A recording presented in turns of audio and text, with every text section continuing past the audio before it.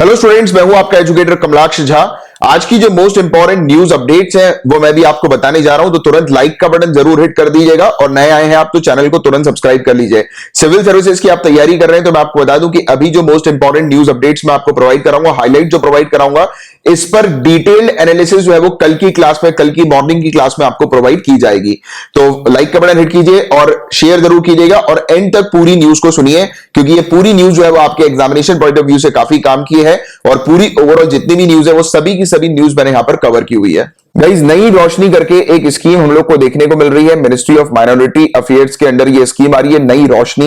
ये scheme mainly focus कर रही है कि जो माइनॉरिटी वुमेन जो है उनके लीडरशिप डेवलपमेंट पर ये स्कीम फोकस कर रही है, राइट। उनको एम्पावर करने पर ये स्कीम फोकस कर रही है।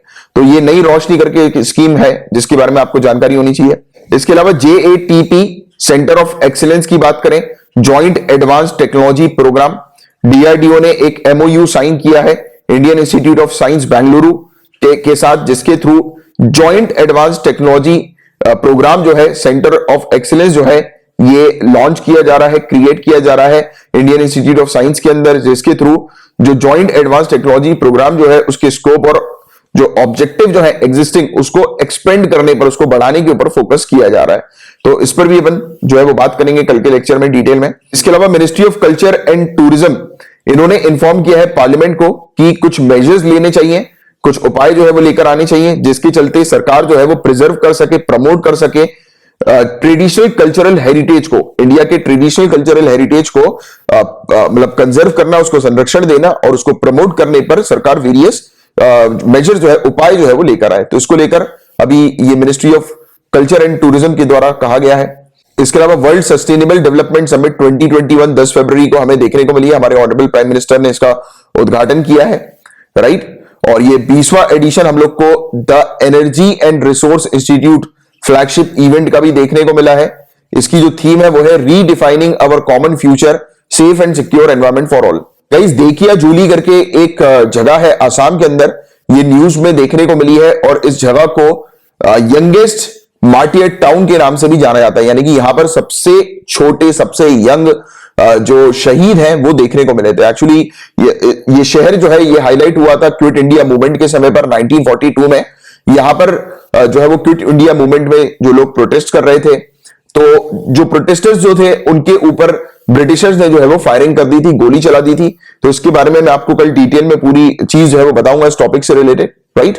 गाइस, ऑनरेबल सुप्रीम कोर्ट के पास एक पिटीशन हम लोग को देखने को मिली है जिसमें डिमांड की जा रही है कि उत्तर प्रदेश के अंदर प्रेसिडेंट रूल इंपोज कर दिया जाए, और इस डिमांड को जो है वो रिजेक्ट कर दिया ऑनरेबल सुप्रीम कोर्ट ने। और जो डिमांड लाई गई थी इसलिए लाई गई थी क्योंकि उत्तर प्रदेश के अंदर क्राइम बढ़ता जा रहा है और वहां की सरकार जो है वो कुछ प्रॉपर तरीके से कंट्रोल जो है वो नहीं कर पा रही है कुछ चीजों को। तो एडमिनिस्ट्रेटिव कंट्रोल प्रॉपर नहीं हो रहा है, उत्तर प्रदेश के अंदर लॉ एंड ऑर्डर मेंटेन नहीं कर पा रही है, तो इसलिए वहां पर प्रेसिडेंट रूल इंपोज कर दिया जाए। तो ये चीज कही गई थी। तो आपको मेनली फोकस करना है प्रेसिडेंट रूल के बारे में कि प्रेसिडेंट रूल जो है वो क्या होता है। तो नीचे कमेंट बॉक्स में लिखकर बताइए कि प्रेसिडेंट रूल जो है वो उसके बारे में हमारे इंडियन कॉन्स्टिट्यूशन के किस आर्टिकल में मेंशन्ड है प्रेसिडेंट रूल के बारे में। गाइस, आज की डेट में डिक्टेटरशिप से परेशान होकर वेनेजुएला के लोग जो है वो भाग रहे हैं अलग अलग जगह पर। तो कोलंबिया ने कहा है कि वेनेजुएला के लोगों को ये कोलंबिया जो है वो लीगल प्रोटेक्शन जो है वो अगले 10 सालों के लिए प्रोवाइड कराएगी। तो इसको लेकर एक मुद्दा हम लोग को देखने को मिल रहा है जिसकी आपको एक जानकारी होनी चाहिए।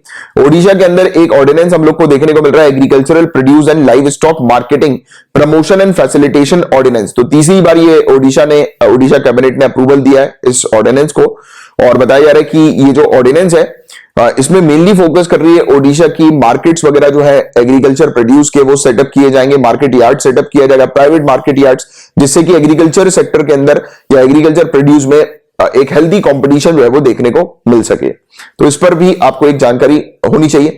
गाइस, बेंगलुरु के साइंटिस्ट ने डेवलप करी है एक नई मैरीगोल्ड वैरायटी, और यानी कि फूल की वैरायटी है, गेंदे के फूल की वैरायटी हम लोग को ये देखने को मिल रही है जिसका नाम है अर्का सुबह। अर्का सुबह इसका नाम जो है वो रखा गया है। इसके अलावा सैसा ऑर्चिड सेंचुरी की बात करें, क्वेश्चन बन सकता है कि ये कहां पर है ये सेंचुरी, तो आपको ध्यान में रखना है अरुणाचल प्रदेश में ये सेंचुरी है।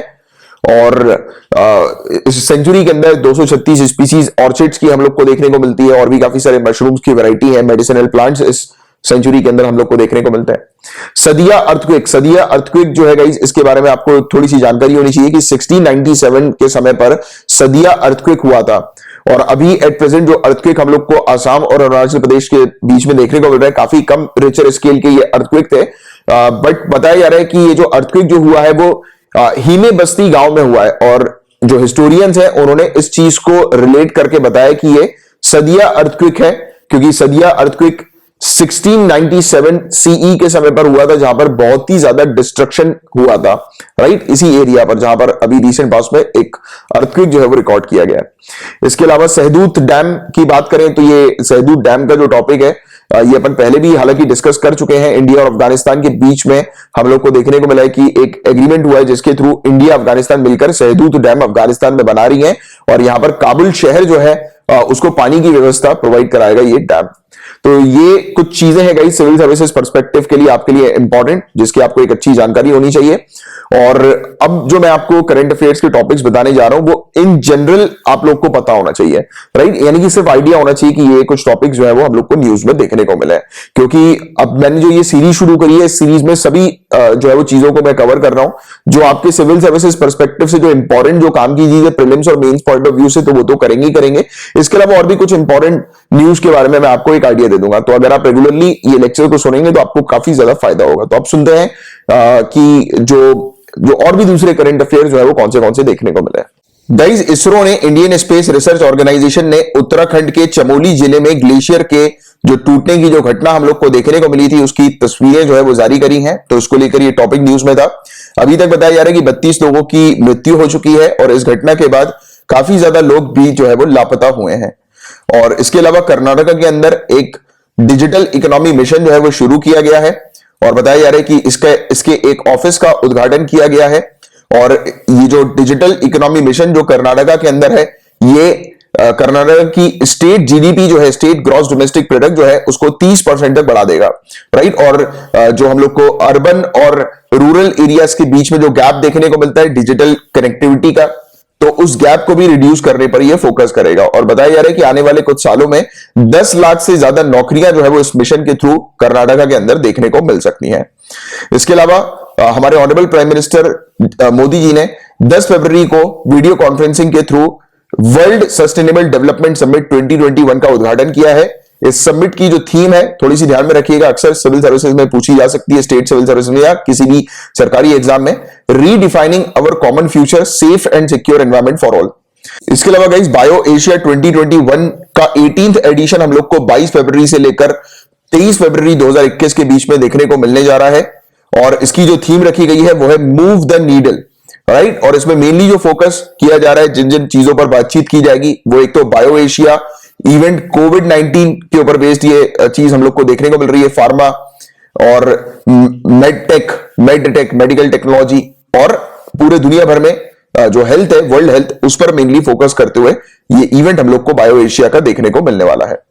इसके अलावा बताया जा रहा है कि केंद्र सरकार ने एक नई सेंट्रल सेक्टर स्कीम जो है वो शुरू करी है, और ये 10,000 किसान उत्पादन संगठन जो होते हैं, फार्मर प्रोड्यूसर ऑर्गेनाइजेशन जो होते हैं, उसका गठन किया जाएगा, यहां पर बताया जा रहा है, राइट। इस स्कीम के थ्रू, और इस स्कीम का नाम भी यही दिया गया है कि formation and promotion of 10,000 farmer producer organisation. तो ये चीज मेनली फोकस की जा रही है, और इससे जो छोटे स्मॉल और मार्जिनल किसान जो हम लोग को देखने को मिलते हैं, छोटे किसान हम लोग को देखने को मिलते हैं, उनको काफी ज्यादा फायदा होने वाला है। और एग्रीकल्चर फील्ड के कुछ टारगेट्स भी हैं गई सरकार के, जैसे कि आपको पता होगा कि सन 2022 तक सरकार को किसानों की इनकम को डबल करना है, ये एक टारगेट है। दूसरा एक टारगेट है कि 2022 तक एक्सपोर्ट्स को भी डबल करना है, कि ज्यादा से ज्यादा एक्सपोर्ट्स, एग्रीकल्चरल एक्सपोर्ट्स हमारी कंट्री से बाहर जाए, राइट। गई जब बताया जा रहा है कि टर्की के अंदर 10 सालों का स्पेस प्रोग्राम जो है वो शुरू हो गया है। टर्की के जो प्रेसिडेंट है उन्होंने इस प्रोग्राम की घोषणा करी है। तो मेरा आपसे एक क्वेश्चन है, नीचे कमेंट बॉक्स पर आंसर लिखकर बताइए टर्की के प्रेसिडेंट का नाम क्या है। तो 10 सालों का इनका मिशन देखने को मिल रहा है। बताया जा रहा है कि 2023 में मून का भी ये मिशन लॉन्च करेंगे, मून पे जाने वाली है टर्की, राइट। तो 10 सालों का ये प्रोग्राम है, काफी लोग इसकी आलोचनाएं भी कर रहे हैं, क्योंकि इसमें जो मतलब ऑब्वियस ही बात है कि कोई भी स्पेस मिशन जो होता है उसमें काफी ज्यादा पैसे लगते हैं, तो इन्होंने ज्यादा बजट जो है वो इस मिशन के लिए रखा नहीं है। तो इसको लेकर काफी ज्यादा जो है वो आलोचनाएं इसकी की जा रही है इंटरनेशनल लेवल पर भी, राइट। इसके अलावा अमेरिका फिर से ज्वाइन कर रही है United nation human rights council को, तो इसके बारे में मैं आपको रेगुलर लेक्चर्स में बता ही चुका हूं सिविल सर्विसेज के। होप मिशन के बारे में भी अपन ने डिस्कस किया है कि यूएई यूनाइटेड अरब एमिरेट्स जो है इसने जो मार्स के कक्ष में होप नामक एक प्रोब को भेजा है, यानी कि मार्स के ऑर्बिट में ये चला गया है। होप यूएई का ये होप मिशन हम लोग को देखने को मिलता है और पूरे अरब कंट्रीज में ये सबसे पहला मिशन हम लोग को देखने को मिला यूएई का, राइट, स्पेस के लिए, या फिर इंटरप्लैनेटरी मिशन ये सबसे पहला देखने को मिला अरब कंट्रीज का। इसके अलावा बात करेंगे तो देखिए केंद्रीय बजट 2021-2022 में पंचायती राज मंत्रालय जो है उसके लिए टोटल 913.43 करोड़ रुपए की व्यवस्था की गई थी, एलोकेट किए गए थे इतने अमाउंट। और ये जो एलोकेशन किया गया था ये दो बेसिकली स्कीम के लिए किया गया था, राष्ट्रीय ग्राम स्वराज अभियान और स्वामित्व स्कीम के लिए। तो ये दो स्कीम के लिए जो है वो किया गया था। इसमें बताया जा रहा है कि अभी जो बजट एलोकेशन किया गया है पंचायती राज मिनिस्ट्रीज को, यानी कि मिनिस्ट्री ऑफ पंचायती राज को, तो ये 913 करोड़ रुपए जो किया गया पिछले बजट के मुकाबले ये 30% ज्यादा है। और इसमें मेनली फोकस किया जा रहा है 3-4 चीजों के ऊपर, जैसे कि इसमें मैंने भी आपको थोड़ी देर पहले ही बताया। तो इसमें बताया जा रहा है कि राष्ट्रीय ग्राम स्वराज जो है ये एक केंद्र द्वारा प्रायोजित योजना, सेंट्रली स्पॉन्सर्ड स्कीम ये हम लोग को देखने को मिलती है। और ये स्कीम का मेन उद्देश्य ये है कि सस्टेनेबल डेवलपमेंट गोल को अचीव करना, और उसके लिए ये पंचायती राज इंस्टीट्यूशन जो है उसको मजबूत कर रही है, स्ट्रेंथन कर रही है। और इस योजना के अंदर हमें देखने को मिल रहा है कि पंचायत भवन और प्रशिक्षित मानव शक्ति, यानी कि ट्रेन किया जाएगा मैन पावर्स वगैरह को, कंप्यूटर और ब्रॉडबैंड कनेक्टिविटी जो है वो ऐसी जो इंफ्रास्ट्रक्चर फैसिलिटीज जो है वो प्रोवाइड करने की बात की जा रही है। और इसके अलावा पंचायती राज संस्थानों के चुने हुए प्रतिनिधि जो हम लोग को देखने को मिलते हैं और जो दूसरे अधिकारी जो देखने को मिलते हैं उनको क्वालिटी ट्रेनिंग प्रोवाइड कराना, राइट। तो ये इसकी मेन फोकस है, यानी कि मोटे मोटे तौर पर राष्ट्रीय ग्राम स्वराज अभियान का मेन फोकस है कि पंचायती राज इंस्टीट्यूशन को स्ट्रेंथन करना, बेटर बनाना। इसके अलावा स्वामित्व योजना की बात करें गई तो 200 करोड़ रुपए इसके लिए एलोकेट किए गए स्वामित्व योजना के लिए। इस योजना में बताया जा रहा है कि जो भी गांव क्षेत्र में रहने वाले जो लोग हैं उनको सर्वे के माध्यम से उनकी जो संपत्ति मालिक है उनको संपत्ति कार्ड जारी किया जाएगा, यानी कि जो प्रॉपर्टी ओनर्स हैं उनको प्रॉपर्टी कार्ड जो है वो प्रोवाइड कराने की बात की जा रही है, जो गांव क्षेत्र में रहते हैं जो लोग। और सर्वे ऑफ इंडिया द्वारा ड्रोन टेक्नोलॉजी के उपयोग से ये सर्वे किया जा रहा है, तो ये चीज बताई जा रही है। इस योजना के पायलट चरण के लिए, यानी कि स्टार्टिंग में जो ये योजना लगाई जा रही है उसमें 7 करोड़ 65 लाख रुपए का बजट रखा गया है। 9 राज्यों में ये जो है वो योजना अभी स्टार्टिंग में हम लोग को देखने को मिल रही है। उत्तर प्रदेश, मध्य प्रदेश, उत्तराखंड, महाराष्ट्र, हरियाणा, पंजाब, कर्नाटका, राजस्थान और आंध्र प्रदेश यहां पर लागू की गई है। और इसके तहत जनवरी 2021 के एंड तक लगभग 23,300 गांव में ड्रोन सर्वेक्षण, ड्रोन सर्वे जो है वो पूरा कंप्लीट हो गया है। और 1432 गांव में जो लोग हैं जिनकी खुद की प्रॉपर्टीज है उनको प्रॉपर्टी कार्ड्स भी डिस्ट्रीब्यूट किए जा चुके हैं इस स्कीम के तहत। इसके अलावा गाइस इंडिया और अफगानिस्तान मिलकर फोकस कर रही हैं एक डैम बनाने के ऊपर। सहतूत डैम है। सहतूत डैम अगर क्वेश्चन आ जाए कहां पर है तो अफगानिस्तान आपको पता होना चाहिए। तो काबुल सिटी में ये डैम जो है वो वाटर सप्लाई प्रोवाइड कराएगा।